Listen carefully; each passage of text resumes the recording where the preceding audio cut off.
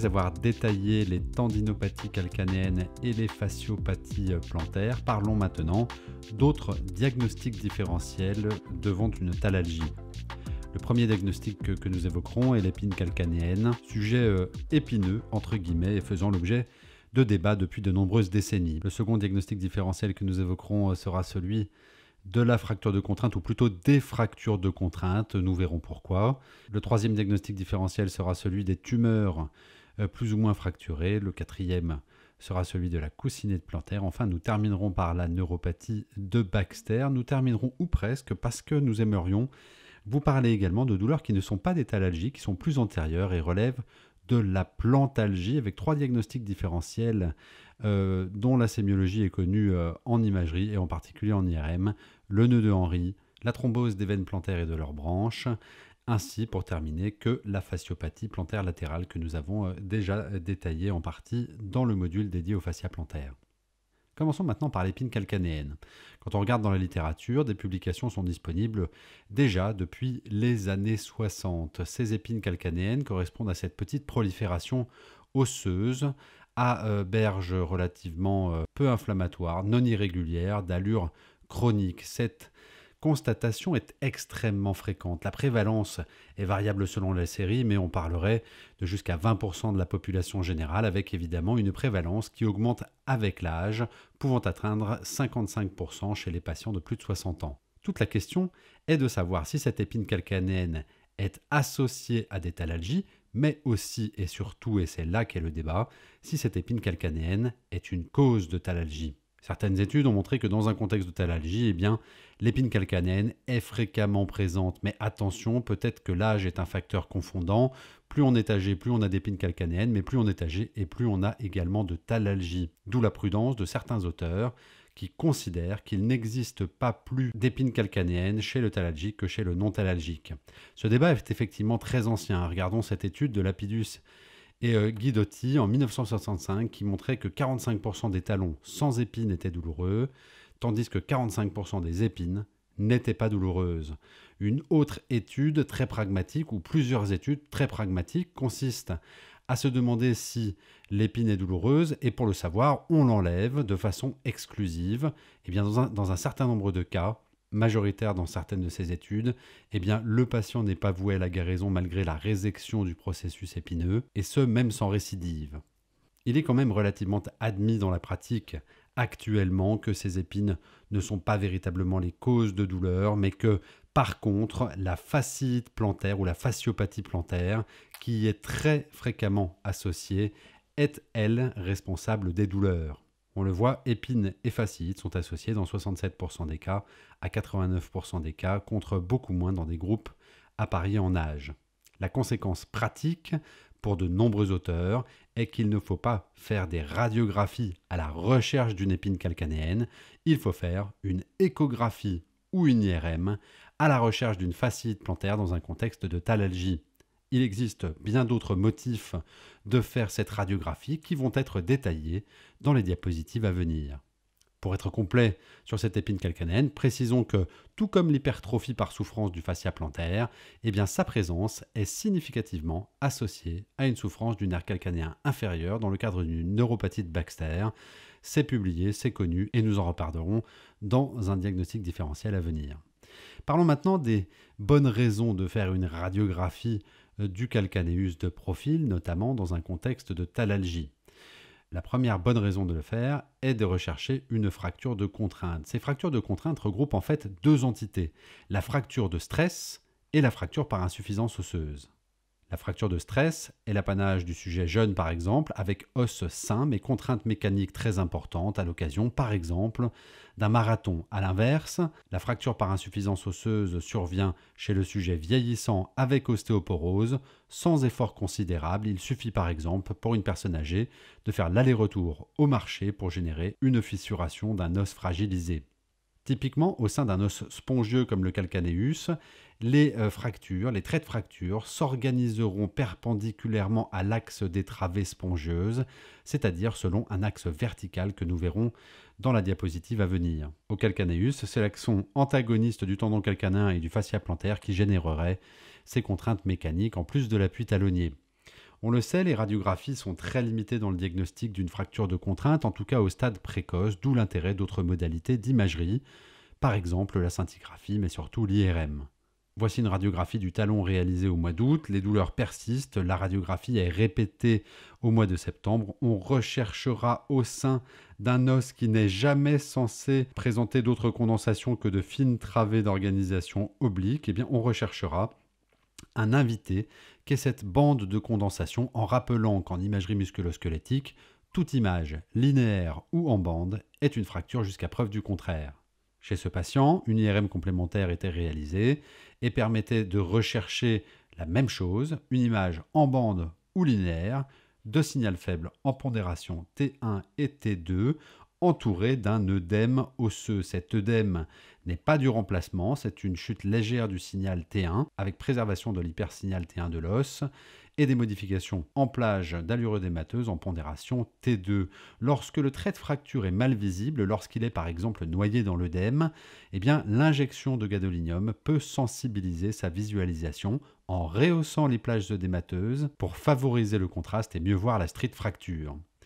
Une deuxième bonne raison de faire des radiographies standards devant une thalalgie, c'est la recherche, au-delà de la fracture, d'une tumeur osseuse. Au talon, on le sait, les deux grandes vedettes qui seront détaillées dans un module à venir sont le kyste et le lipome, dont on sait que, sur un plan physiopathologique, ils relèvent probablement de la même chose.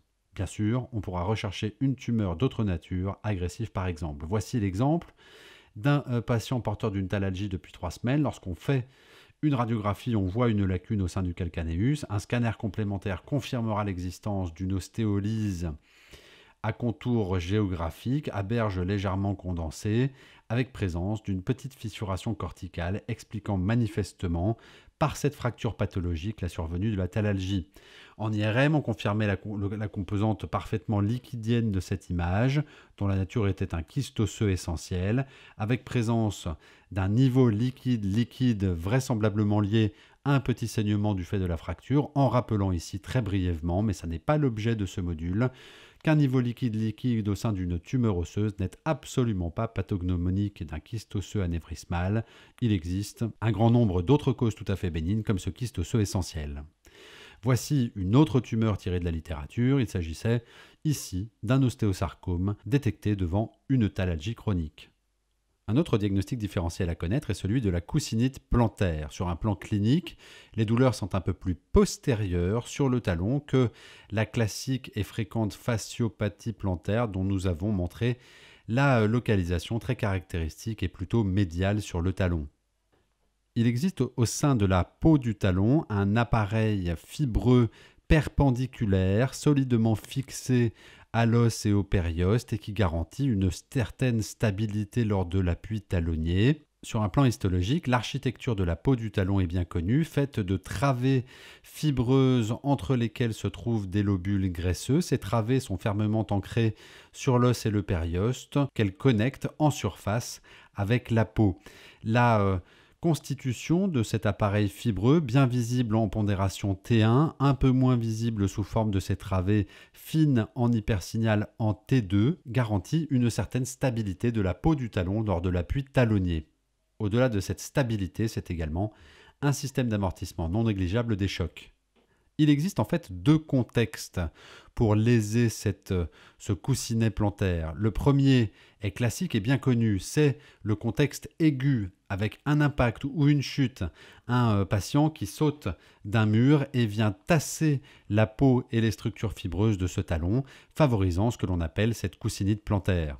Mais il existe un autre contexte plus chronique, qui est celui de la surcharge mécanique chronique, par exemple dans le cadre d'une obésité. Impliquer cette peau dans les douleurs sera difficile et relèvera souvent d'un diagnostic d'exclusion lorsqu'aucune cause n'est retrouvée.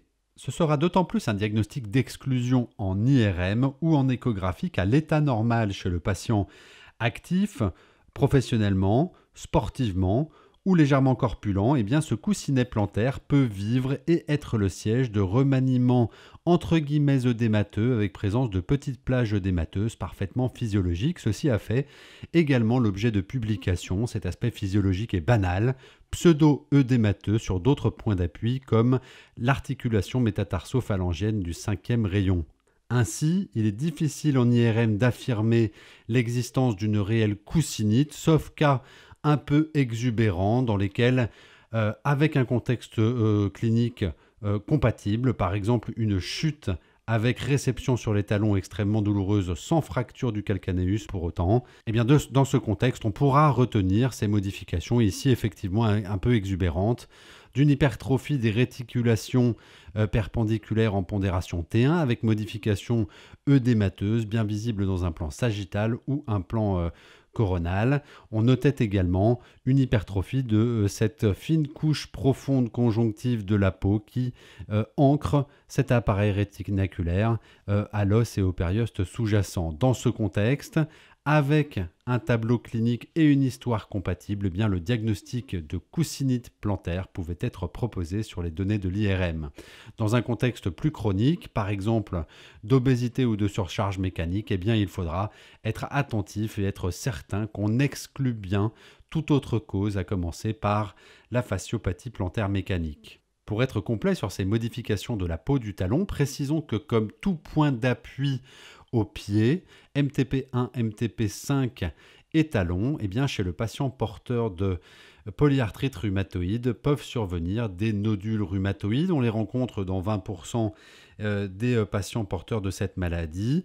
On peut les rencontrer également au niveau du coude aux membres supérieurs. Ceux-ci sont douloureux ou non. Leur sémiologie est celle d'une lésion relativement infiltrante, à contenu fibreux et vasculaire relativement variable. Des plages de nécrose sont parfois rapportées. Il convient bien de connaître cet aspect dans ce contexte très particulier pour se rassurer et savoir diagnostiquer ces lésions sur un plan clinique mais également en imagerie. Dernier diagnostic différentiel de thalalgie à connaître, c'est une vedette car il a fait couler il y a quelques années pas mal d'encre, même si dans la pratique, sa prévalence est mal connue. Cette entité, c'est une neuropathie de Baxter par atteinte du nerf calcanéen inférieur. Pour rappel, le nerf tibial dans la gouttière rétromalléolaire médiale va se diviser en un nerf plantaire latéral qui est postérieur et un nerf plantaire médial qui est antérieur. Un moyen mémotechnique pour s'en souvenir est ampoule antérieur médial, postérieur latéral. Quoi qu'il en soit, le nerf plantaire latéral donnera une branche collatérale qui s'appelle le nerf plantaire inférieur. Celui-ci part au sein du tunnel tarsien distal et cheminera verticalement vers le dehors pour venir, on le reprend ici, passer sous le fascia plantaire et en particulier le faisceau central du fascia plantaire. Après être passé, nous ne l'avons pas dessiné ici, entre l'arcade de l'abducteur de l'hallux et le muscle carré plantaire. Quoi qu'il en soit, un syndrome canalaire existe ici sous le faisceau central du fascia plantaire. Le nerf va ensuite se diviser en plusieurs branches, une motrice à destination du muscle abducteur du cinquième orteil et une branche ou plusieurs branches sensitives à destination du périoste et de l'os sur le versant latéral du tubercule calcanéen. Ainsi, ce nerf pourra faire l'objet d'un syndrome canalaire par compression lors de son passage sous le couple épine calcanéenne et fascia plantaire épaissie dans le cadre d'une fasciopathie, ou plus rarement lorsque le nerf passe à l'interface entre l'arcade de l'abducteur de l'hallux et le muscle carré plantaire en profondeur. Quoi qu'il en soit, la souffrance sera là, les thalalgies seront présentes et volontiers confondues avec les douleurs liées à la fasciite plantaire. En imagerie, nous serons bien en peine de détecter des signes directs de souffrance de ce nerf plantaire. On le voit toutefois ou on l'imagine toutefois dans le plan sagittal grâce au petit pédicule artério-veineux qui lui est adjacent, passant entre le calcanéus et le fascia plantaire sur ces différentes images. On comprend bien qu'en cas d'hypertrophie de cette région, eh bien, le nerf puisse être comprimé. Alors que recherche-t-on en imagerie? Eh bien, quand on passe sur le court abducteur du 5, on recherchera un signe indirect qu'est la dénervation de ce petit muscle, en fait difficile à voir dans un plan sagittal qui est le plan de référence d'étude d'une thalalgie. On pourra l'attraper dans un plan axial si l'on est perspicace, mais le mieux clairement sera l'analyse dans le plan coronal T1 qui montrera par comparaison entre le court abducteur du 5 et ses voisins, court fléchisseur des orteils et court abducteur de l'hallux, qu'il existe bien des troubles trophiques associant ici une infiltration graisseuse et une atrophie du muscle. En général, il faut bien le dire, au stade de diagnostic de cette dénervation, les douleurs sont souvent déjà anciennes de plusieurs mois, voire plusieurs années. Si cette neuropathie de Baxter est relativement télégénique, très à la mode, souvent montrée dans des quiz de congrès, elle ne nous semble pas représenter une cause de thalalgie tout à fait intéressante, compte tenu non seulement du diagnostic relativement tardif que l'on peut proposer, mais aussi de sa fréquente association avec une fasciite plantaire qui concentrera toute notre attention. Nous en avons terminé avec ces thalalgies et cette gamme diagnostique associant 7 causes de thalalgie. Nous aimerions maintenant rappeler 3 causes de douleurs adjacentes un peu plus antérieures, relevant non pas de la thalalgie, mais bien de la plantalgie. Dans la plantalgie, nous allons vous rappeler l'existence du nœud de Henry et d'un syndrome de friction, parler de thrombose des veines plantaires et rappeler la fasciopathie plantaire latérale. Pour rappel, donc, le syndrome de friction au nœud de Henry survient lorsque le long fléchisseur des orteils passe par-dessus le long fléchisseur de l'hallux à la plante du pied, plus antérieurement que le talon. Il existe une communication à ce niveau des deux gaines tendineuses. Un syndrome de friction est possible sans facteur de risque très avéré.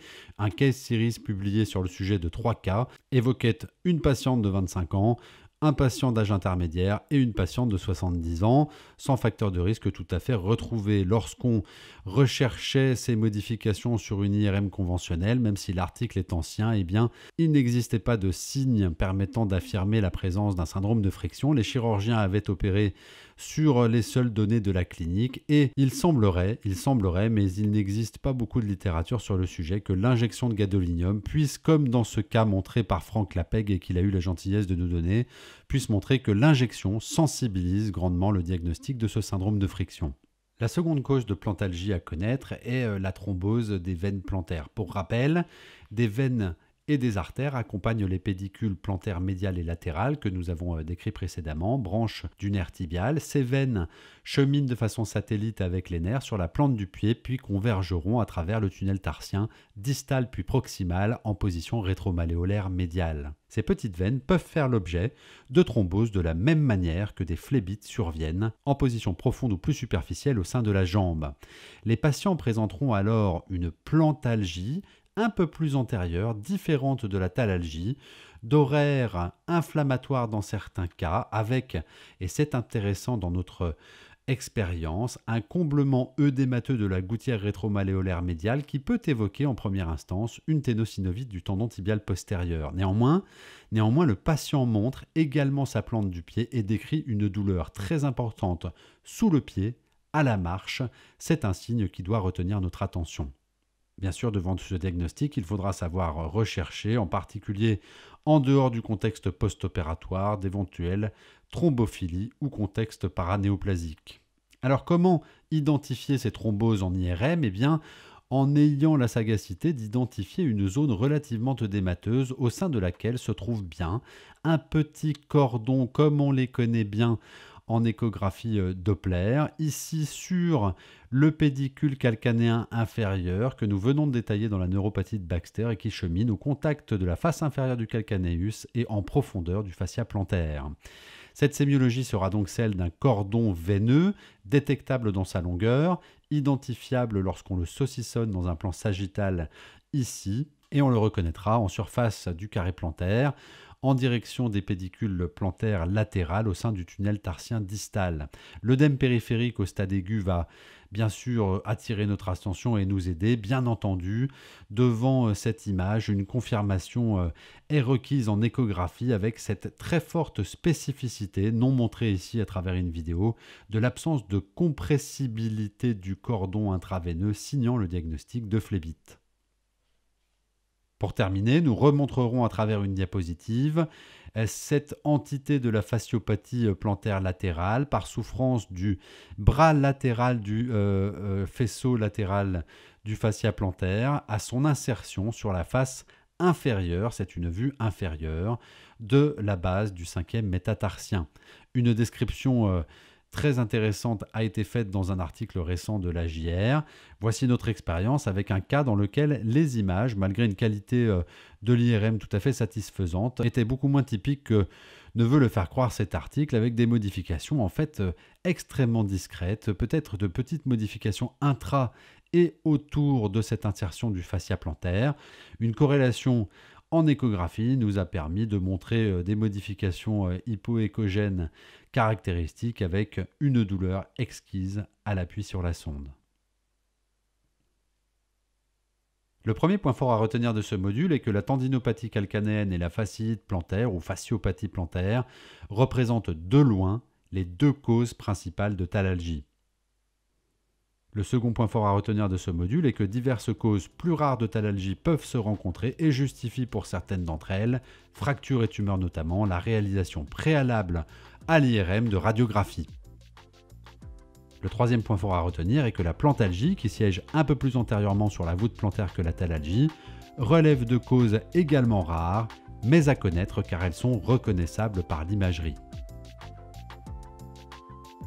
Dans le prochain module, nous parlerons de la façon de reconnaître en IRM les arthropathies de la cheville et du médio-pied. Je vous remercie de votre attention.